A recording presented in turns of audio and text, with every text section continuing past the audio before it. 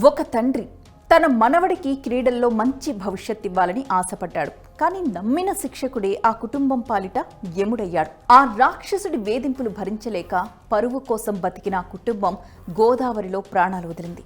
రాజమండ్రి గోదావరి నదిలో జరిగిన ఆత్మహత్య ఉదంతం తెలుగు రాష్ట్రాలనే షేక్ చేసింది. అసలు ఆ రాత్రి ఏం జరిగింది? ఆ కుటుంబం మొత్తం ఆత్మహత్య చేసుకోవడానికి దారితీసిన పరిస్థితులేంటి? ఈ దారుణానికి కారణమైన షేక్ సాదిక్ ఖాన్ అసలు ఎవరు? చూద్దాం. కాకినాడ అశోక్ నగర్లో నివాసముంటున్న తిల్లపూడి నూకరాజు వయస్సు 61 ఏళ్లు. ఆయన పిఠాపురం మండలంలో పంచాయతీరాజ్ ఏఈగా గత 10 ఏళ్లుగా విధులు నిర్వహిస్తున్నారు. నిజాయితీగా ఉద్యోగం చేస్తూ రాబోయే జనవరి నెలలో ప్రశాంతంగా ఉద్యోగ విరమణ పొందాలని ఆయన ఎన్నో కలలు కన్నారు. కానీ విధి మరోలా తలచింది. ఆదివారం అర్ధరాత్రి సమయంలో నూకరాజు తన భార్య మీనా, కుమార్తె కోవూరు సైజన్య, మనుమడు రియాన్ష్ కార్తికేయ రెడ్డిలతో కలిసి ఒక కారులో రాజమండ్రికి చేరుకున్నారు. ఈ ప్రయాణం ప్రారంభంలో వారి వెంట డ్రైవర్ కూడా ఉన్నాడు.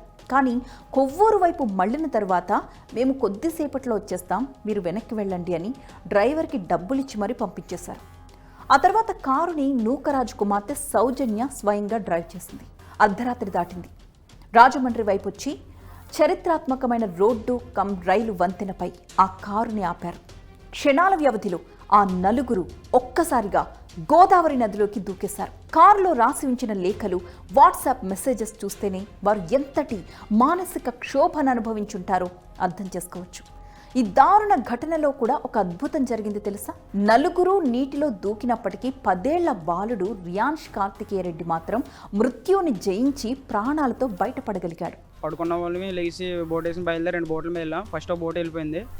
సెకండ్ మేము 2 బోట్ మీద జాగా లైట్ వేసుకుని జాగా ఎత్తుకుంటూ వెళ్తుంటే ఒక 1/2 కిలోమీటర్లో బాబు ఈత కొట్టుకుంటే కాపాడండి అని వస్తే లైట్ చూసి మా మామయ్య ఇద్దరు బోట్ మీద లాక్కున్నాం. ఎలా ఉందంటే అంతా బాగానే ఉంది అన్నాడు బాబు. ఎంతమంది ఏంటి ఎలా జరిగిందంటే ఆ బాబు చెప్పింది ఏంటంటే వాళ్ళ అమ్మ, వాళ్ళ తాతయ్య, అలా అలా అలా అమ్మమ్మగారు ముగ్గురు దూకేశారంట. తర్వాత బాబు గారు దూకేశారంట. ఓ బాబు స్విమ్మింగ్ చేస్తా నన్ను రచించండి అని కేకలేస్తున్నారు. కేకేస్తుంటే బాబా నేను వెళ్ళి వాళ్ళ అల్లుడు ఆయన బాబుని తీసుకుని యువతల దగ్గరికి సార్లకి అప్పచెప్పడం జరిగింది. అంబులెన్స్ వెంటనే రావడం వల్ల ఆయన్ని కూడా మేమే తీసుకెళ్ళాం.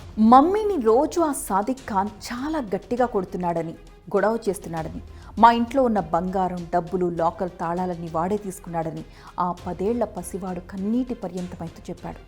రాత్రి అందరం కలిసి తిన్నామని, వంతెన వద్దకు వచ్చాక అందరూ దూకేయాలని తాతగారు చెప్పారని కార్తికేయ తెలిపాడు. అమ్మ తన చేయి పట్టుకుని దూకేసిందని, తాను అమ్మని వెనక్కి లాగుదామని ప్రయత్నించినప్పటికీ బరువు కారణంగా తాను కూడా నీటిలో పడిపోయానని చెప్పాడు. చీకట్లో తనకు చాలా భయం వేసిందన్నాడు. చిన్నప్పుడు ఈత నేర్చుకోవడం కారణంగా దాదాపు 20 నిమిషాల పాటు ఆ గోదావరిలో ఈదుతూ హెల్ప్ అని గట్టిగా అరిచాడట. స్థానికులిచ్చిన సమాచారంతో సమీప లంకల మత్స్యకారులు వెంటనే స్పందించి పడవతో వెళ్లి బాలుడిని సురక్షితంగా ఒడ్డుకు చేర్చగలిగారు. కాళ్ళు, నడుము మీద స్వల్పంగా గాయాలైన కార్తికేయకు పోలీసులు ఆసుపత్రిలో చికిత్స అందించి బంధువులకు అప్పగించారు. ప్రస్తుతం ఆ పసివాడు ఒంటరివాడైపోవడం అందరినీ కలిచివేస్తోంది. మధ్యలో తెప్పేదే కనిపిస్తుందో అక్కడ ఆ పైనుంచి రోడ్ కమ్ రైల్ బ్రిడ్జ్ నుంచి పైనుంచి కిందకి దూకేయడం, మొదట తాతయ్య, అమ్మమ్మ ఇద్దరు కూడా దూకేయడంతో తర్వాత తల్లి బాలుడు చేపట్టుకుని దూకినట్లుగా అయితే పోలీసులు చెప్తున్నారు. ఎందుకంటే 2 నెలల క్రితమే అల్లుడు చిన్న కారణాల వల్ల చనిపోతే కొడుకు కూడా 4 ఏళ్ల క్రితం రోడ్డు ప్రమాదంలో చనిపోయినట్లుగా అయితే తెలుస్తుంది. రిటైర్మెంట్కి దగ్గరగా ఉన్న నూకరాజు కుటుంబంతో సహా కఠిన నిర్ణయం తీసుకోవడం అందరినీ ఆశ్చర్యానికి గురిచేసింది. అసలు ఈ ఘటన జరగడానికి కారణం షేక్ సాదిక్. మరి ఇప్పుడు అతను ఎక్కడున్నాడు? తప్పు చేయనప్పుడు ఎందుకు పత్తా లేకుండా పోయాడు? డ్రైవర్ రాజు ఏం చెప్పారంటే వీళ్ళ తాతగారు చెప్పారంటే ఇంటికి వెళ్ళిపో, మేము వస్తాంలో ఇంటికి వెళ్ళిపో అని చెప్పి డబ్బులు ఇచ్చి కూడా ఇంటికి వెళ్ళిపోని చెప్పి పంపించారంటే. ఇప్పుడు ఈ నిందితుల కోసం గాలింపు చర్యలు చేపడుతున్నారు. అతను చూసేటట్లో ఖచ్చితంగా అతని మీద మాకు చంపేస్తాడని బెదిరిస్తాడని చెప్తున్నాడు ఆయన. ఎందుకు వీళ్ళు రాశారు, కారణం ఏంటి, అతనికి ఎందుకు మెన్షన్ చేశారు అన్న కూడా మాకు కూడా అనుమానం ఉన్నవి. దాని మీద కూడా మేము అతని గురించి ఎంక్వైరీ చేస్తున్నామండి. షేక్ సాదిక్ మెన్షన్ చేశాడు, వాళ్ళు బెదిరిస్తున్నారన్నది అంతే తప్ప క్లారిటీగా లెటర్ కూడా మాకు అసలు క్లారిటీగా కనపట్లేదు. అది కూడా డెవలప్ చేసి అది ఎందుకు ఇలా అయిందో కూడా ఆకులు దర్యాప్తు చేస్తామండి. ఈ కుటుంబం ఇంతటి కఠిన నిర్ణయం తీసుకోవడానికి అసలు కారణం కాకినాడకు చెందిన ప్రో రైఫిల్ షూటింగ్ నిర్వాహకుడు షేక్ సాదిక్ ఖాన్. సాదిక్ ఖాన్ గతంలో కాకినాడలో ఉన్న ఒక ప్రైవేట్ పాఠశాలలో షూటింగ్ కోచ్గా పనిచేసేవాడు. అక్కడ ఒక విద్యార్థినితో అసభ్యంగా ప్రవర్తించాడు అన్న ఆరోపణలు రావడంతో స్కూల్ యాజమాన్యం అతడిని ఉద్యోగం నుంచి తొలగించింది. ఆ తర్వాత అతడు సొంతంగా ఒక అకాడమీ ప్రారంభించాడు. కొన్ని నెలల క్రితమే నూకరాజు కుమార్తె సౌజన్యకు సాదిక్ ఖాన్తో పరిచయం ఏర్పడింది. అయితే సౌజన్య భర్త కోవూరి జగదీష్ రెడ్డి జూలై 2వ తేదీన అసాధారణ రీతిలో మరణించాడు. భర్త మరణంతో ఒంటరిగా ఉన్న సౌజన్యకు తాను సహాయంగా ఉంటానంటూ సాదిక్ నమ్మబలికాడు. కానీ ఆ తరువాత అస్సలు రూపాన్ని చూపించాడు. 5వ తరగతి చదువుకుంటున్న 10 ఏళ్ల మనవడిని తాత నూకరాజును చంపేస్తానని సౌజన్యను బెదిరించాడు. ఆమె దగ్గరున్న విలువైన బంగారం ఆభరణాలు, బ్యాంకు ఖాతాలు, లాకర్ తాళాలు అన్నీ తన కంట్రోల్లోకి తీసేసుకున్నాడు.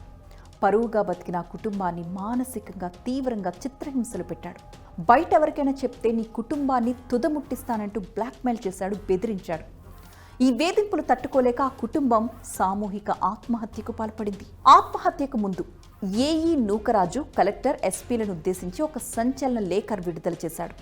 ఆ లేఖని తన వాట్సాప్ ద్వారా ఆదివారం రాత్రి 11:27 తన సహోద్యోగులకి అలాగే కొంతమంది ఫ్రెండ్స్కి పంపించారు.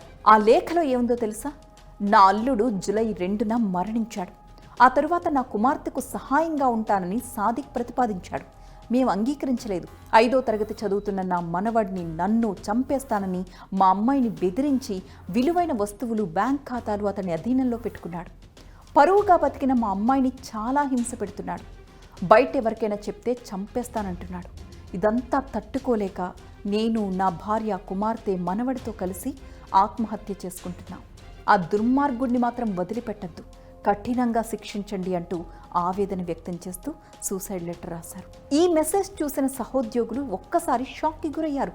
వెంటనే పోలీసులకు కంప్లైంట్ ఇచ్చారు. కానీ ఆ సమాచారం వారికి చేరే లోపే అనర్థం జరిగిపోయింది.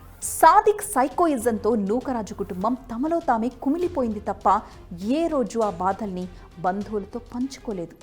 ఒకవేళ పంచుకునుంటే ఇంత దారుణం జరిగి ఉండేది కాదు కదా అని తల్లడిల్లిపోతున్నారు వారంతా.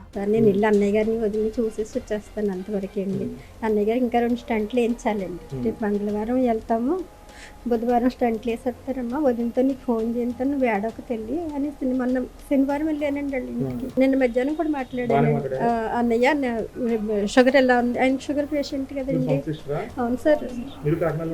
కాదు sir, Madras Dowleswaram industry colony sir. మాకెవరికి చెప్పలేదు సార్. అది మాకెవరికైనా చెప్పినా మేము కొంచెం ఏదో మాకు తెలిసిన సలహా ఇచ్చేదో చేద్దాం సార్. అది కూడా మాకు ఎవరికి ఎప్పుడు మాతో ఏ బాధలో పంచుకోలేదు సార్ మా అన్నయ్య. అయితే నూకరాజు వియ్యంకుడు భాస్కర్ రెడ్డి పోలీసులకు ఇచ్చిన కంప్లైంట్తో ఈ కేసుకి పూర్తిగా కొత్త మలుపు తీసుకుందని చెప్పాలి. జూలై 2న తన కుమారుడు జగదీష్ రెడ్డి సహజంగా చనిపోలేదని, సాదిక్ ఖానే స్వయంగా పాయిజన్ ఇంజెక్షన్ ఇచ్చి హతమార్చాడని భాస్కర్ రెడ్డి సంచలన ఆరోపణలు చేశారు. ఈ హత్య వెనుక సాదిక్తో పాటు మరో వ్యక్తి పాత్ర కూడా ఉందని ఆయన అనుమానం వ్యక్తం చేశారు. అంతేకాకుండా సౌజన్య బ్యాగ్లో పోలీసులు 3 కవర్స్ని, ఒక లేఖని గుర్తించారు. ఆ లేఖలో సౌజన్య స్వయంగా తన భర్త మృతిపై అనేక అనుమానాలు వ్యక్తం చేశారు. సాదిక్ ఖాన్ నన్ను బెదిరించి బ్లాక్మెయిల్ చేశాడని, తన భర్తని సాదిక్కే హత్య చేశాడని, తన ఆస్తి, ఫోన్, ఎస్బీఐ లాకర్ వివరాలన్నీ లాగేసుకున్నాడని తెలిపారు.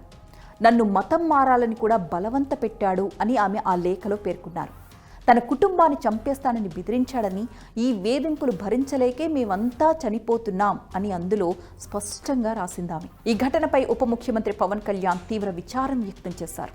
తూర్పుగోదావరి, కాకినాడ ఎస్పీలతో ఫోన్లో మాట్లాడి ఘటన మీద సమగ్ర విచారణ జరపాలని, బాధ్యులపై కఠినంగా చర్యలు తీసుకోవాలని ఆదేశించారు. ప్రజలు ఎలాంటి కష్టాలొచ్చినా తొందరపడి ప్రాణాలు తీసుకోవద్దని, చట్టపరమైన సహాయాన్ని పొందండి అంటూ ఆయన విజ్ఞప్తి చేశారు. సోమవారం సాయంత్రం 6:30 రాజమండ్రిలో ఉన్న ధోబీఘాట్ దగ్గర నూకరాజు మృతదేహం దొరికింది. ఆయన భార్య మీనా, కుమార్తె సౌజన్యల మృతదేహాల కోసం ఇంకా ఎస్డీఆర్ఎఫ్ బృందాలు, పోలీసులు, గజ ఈతగాళ్లు ప్రత్యేక బోట్లతో వెతుకుతూనే ఉన్నారు. ఈ దారుణానికి పాల్పడి పరారీలో ఉన్న నిందితుడు షేక్ సాదిక్ ఖాన్ మాత్రం పరారీలో ఉన్నాడు. పట్టుకోవడానికి పోలీసులు ఏకంగా 10 ప్రత్యేక బృందాల్ని రంగంలోకి దించారు. ఒక కుటుంబం పూర్తిగా సర్వనాశనం కావడానికి కారణమైన ఆ రాక్షసుడికి చట్టం ఏ శిక్ష విధిస్తుందో వేచి చూడాలి.